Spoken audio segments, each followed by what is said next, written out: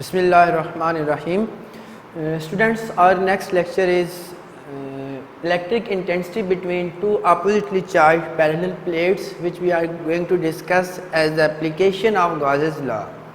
The two applications of Gauss's law we have discussed so far. First was to find electric intensity due to a highly charged sphere on which the charge is distributed uniformly on its surface. And in second application we discuss the electric intensity due to an infinite sheet of charges. Now we are going to discuss the electric field intensity due to two oppositely charged parallel plates on which the charge is distributed uniformly on their inner surface. यहाँ पे हमारे पास दो parallel plates हैं.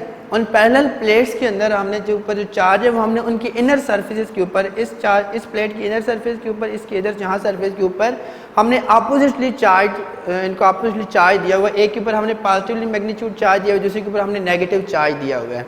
तो यहाँ पे ये बात याद रखनी है कि जो चार्ज डिस्ट्रीब्यूट किया गया है वो चार्ज सिर्फ और सिर्फ इन प्लेट्स की सरफेस के ऊपर डिस्ट्रीब्यूट किया गया है. इन प्लेट्स के इनसाइड इस चार्ज की कोई कंट्रीब्यूशन नहीं होगी.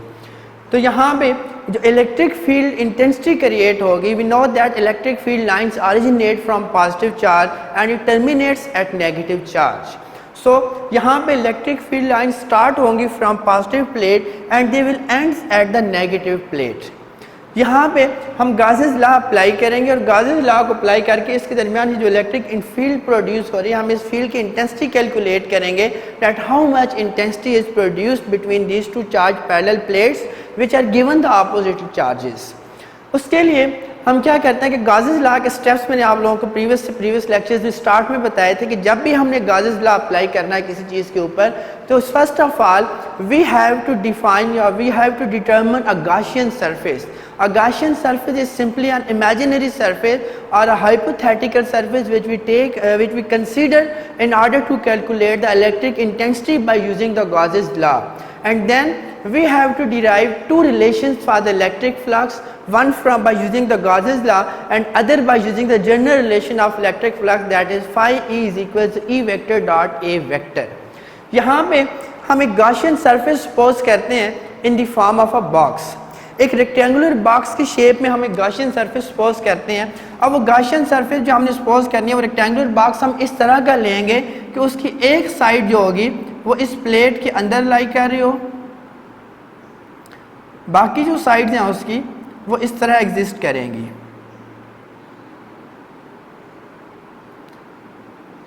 ये जो हमारे पास एक बॉक्स बन रहा है, let me highlight this.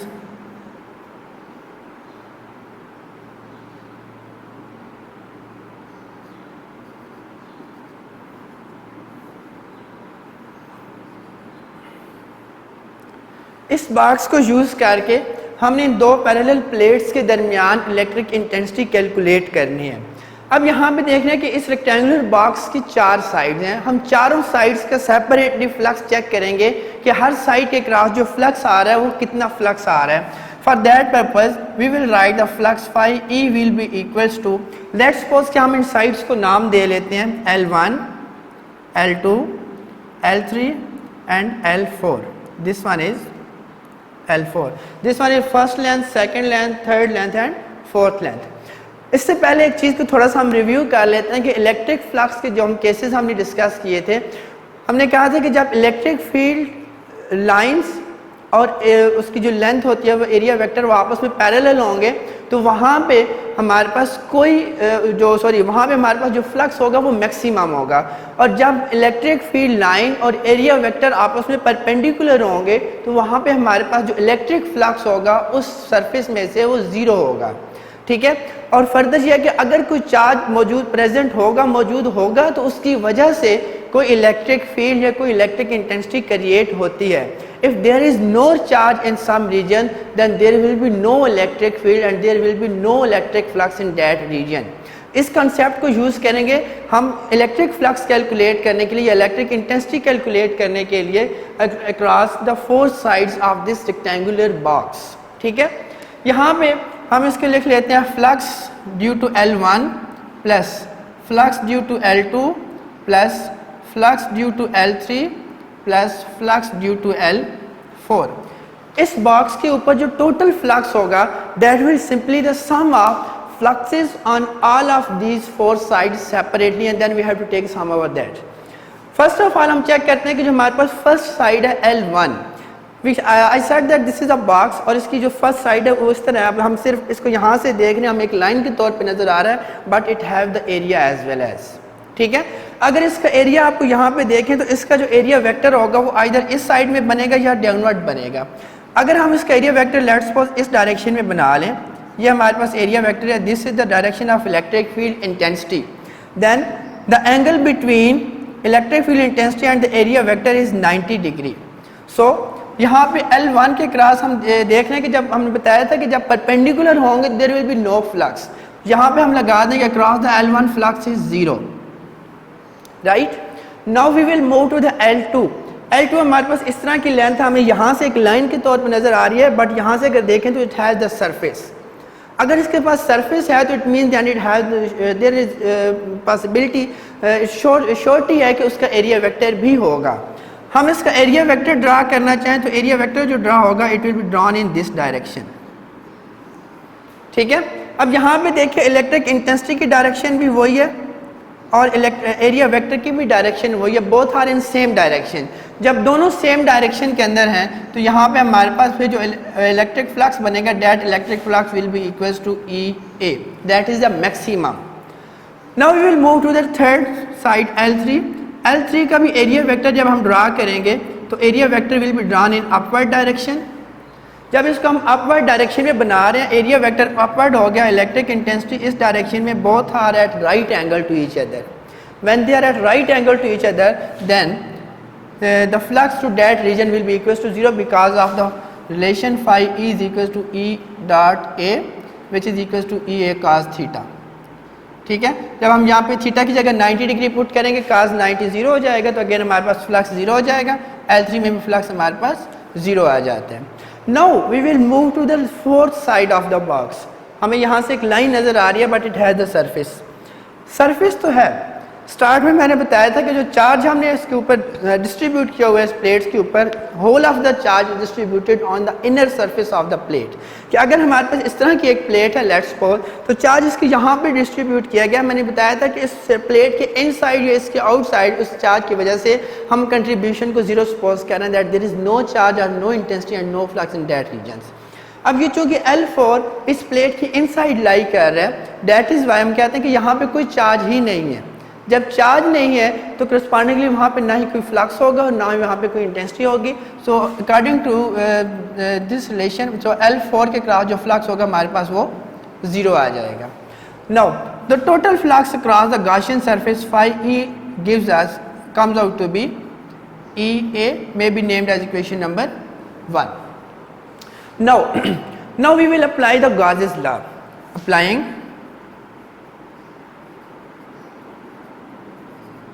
Gauss's law, so phi E will be equals to Q over epsilon. यहाँ पे Q हमारे पास वो चार्ज है जो हमने इन प्लेट्स के ऊपर डिस्ट्रीब्यूट किया हुआ है. हमारे पास चूँकि प्लेट्स हैं और प्लेट्स हैव सम एरिया और एक एरिया के ऊपर हमने चार्ज डिस्ट्रीब्यूट किया है, तो लाइक प्रीवियस टॉपिक यहाँ पे जब हमने चार्ज कैलकुलेट करना है तो हम चार्ज के बजाय चार्ज डेंसिटी कैलकुलेट करेंगे. सो surface charge density which is represented by small sigma is equals to charge per unit area. In order to calculate the charge from this relation, we write it as Q is equals to sigma times A, may be named as equation number 2. By replacing this value of charge from here to in this relation of the Gauss's law, we get as a result the phi E is equals sigma times A divided by epsilon, may be named as equation number 3. Now at this time we have two relations for the electric flux for a same system. एक ही system के लिए हमारे पास electric flux के दो different relations आ रहे हैं. एक रिलेशन हमें मिल रहा है फ्रॉम इक्वेशन नंबर 1 और दूसरा रिलेशन हमें मिल रहा है फ्रॉम इक्वेशन नंबर 3. सो हम यहाँ पे क्या करेंगे, comparing equation number 1 and 3 we will get EA is equal sigma A divided by epsilon. दोनों साइड्स पे A वाली term cancel out, so electric intensity E will comes out to be sigma over epsilon. ठीक है, ये हमारे पास electric intensity का relation आ जाता है. In order to calculate the electric intensity of between two charged parallel plates when they are given opposite charges on both plates. एक के ऊपर पॉजिटिव चार्ज हो, एक के ऊपर नेगेटिव चार्ज हो, तो उन दोनों के दरमियान जो इलेक्ट्रिक इंटेंसिटी क्रिएट हो रही है वो इंटेंसिटी कैलकुलेट करने के लिए हमारे पास एक रिलेशन आ जाता है. लेकिन टॉपिक वन की ख़त्म करने से पहले we know that electric intensity is a vector quantity. We have to write it in vector form. So in vector form this relation will becomes E vector is equals sigma over epsilon into R unit vector. Keep in mind this R unit vector is in the direction of electric field intensity. Since intensity is directed from positive plate towards the negative plate, so this unit vector R will also directed from positively charged plate to the negatively charged plate.